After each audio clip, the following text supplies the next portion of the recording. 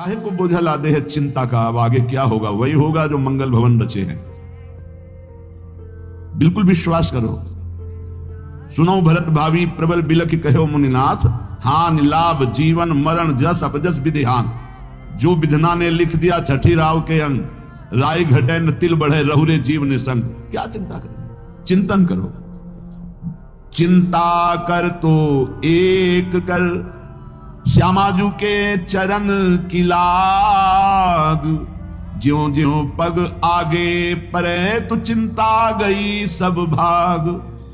तुम्हारी ये चिंता भय शोक दुख ये तभी भागेंगे जैसे जैसे श्यामाजू का चिंतन करोगे, जैसे जैसे परमार्थ में आगे कदम बढ़ाओगे। तुम निश्चिंत हो जाओगे, निर्भय हो जाओगे, निशोक हो जाओगे। उदासीन जग में रहे, उदासीन कहते हैं ना किसी को मित्र बनाया ना किसी को शत्रु। शत्रु मित्र नहीं कोई, सब सो हित बस कीजिए। क्योंकि हरि अपनो है सोए। सब में विराजमान मेरे प्राण प्यारे हरि है।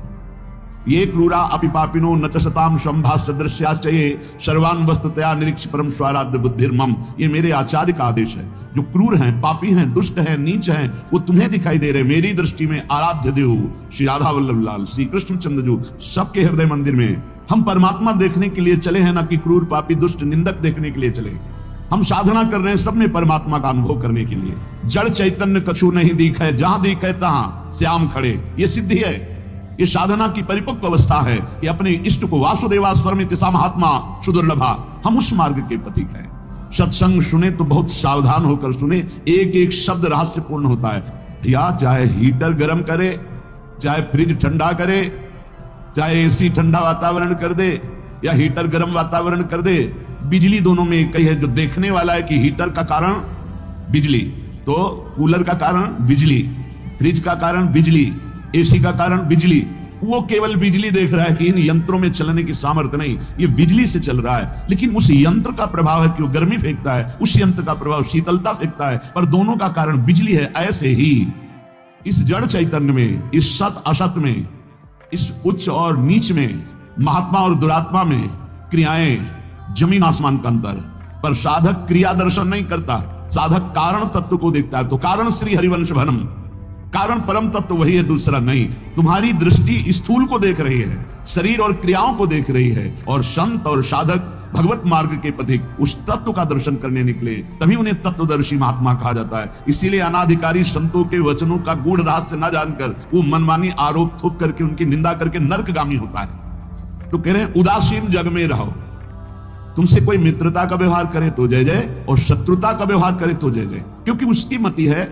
लेकिन मित्र और शत्रु व्यवहार है, लेकिन परमार्थ में नहीं। परमार्थ में वही परमात्मा तत्व उसके हृदय में बैठा है, वही परमात्मा तत्व मित्र के हृदय में बैठा है। तो उदासीन जग में रहे, शत्रु मित्र नहीं कोई।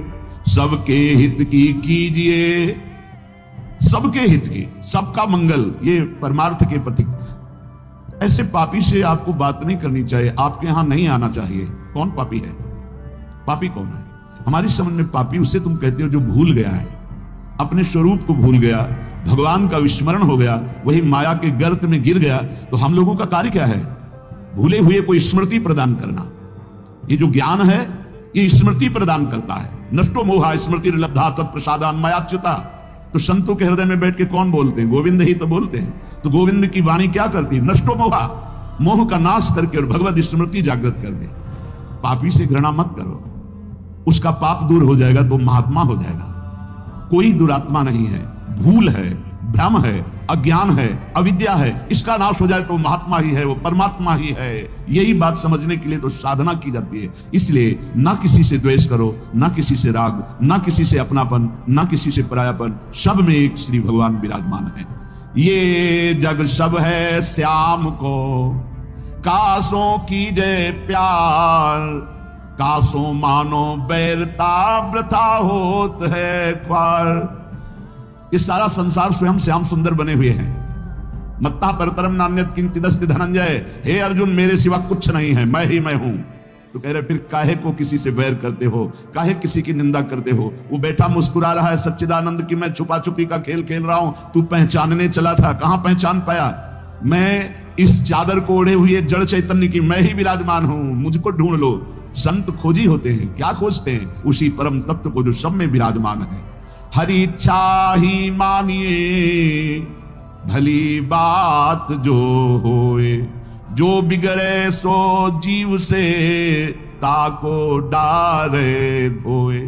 उपासक अपने में कभी अहंकार न करे, जब अच्छे सद्गुण दिखाई दे तो हरि गुरु का प्रसाद है। अपने से गलती हो जाए तो उसे भगवान की इच्छा ना माने, ये हमारा ज्ञान है, हमारी गलती, हमारा दोष है, और उस दोष का प्रायश्चित करे, दंड दे, क्षमा न करे। दूसरों को भले क्षमा कर दे, अपने मन को क्षमा न करे। जो अपने मन को सब क्षमा करते, सब दूसरों के जरा से दोष को क्षमा नहीं कर सकते, अपने पहाड़ जैसे पाप को भी क्षमा कर देते। यहां सिद्धांत उल्टा है। परमार्थ का पथिक अपने राय भर के भी दोष को पहाड़ के समान मानकर उसका प्रायश्चित करता है, और दूसरे के पहाड़ के समान दोष को भी राय के समान भी नहीं मानता है।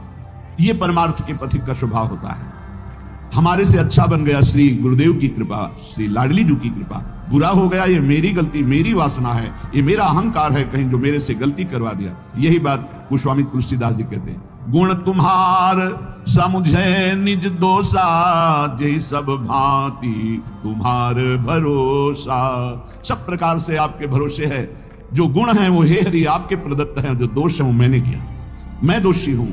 जो बिगड़े सो जीव सो ताको डारे धोए, उसका प्रायश्चित करे। सच्चा साधक कभी क्षमा नहीं करता अपने को, उसको प्रायश्चित गुरुजनों से मिलकर निश्चित करता है। जाओ इतने दिन व्रत रहो, परिक्रमा लगाओ, ये सब दंड मन को मिल रहा है, मन निर्मल होगा। अपने पापों को तो प्रायश्चित नहीं करते, दूसरे की जरा सी गलती को पहाड़ जैसा वर्णन कर देते। ये भगवान के दास नहीं होते, ये भगवत विमुख जन होते हैं। उरहरि पेरक जो करे, जोई सब कुछ होई, जीवा अपनो मान सुख, दुख देखे तब रोई।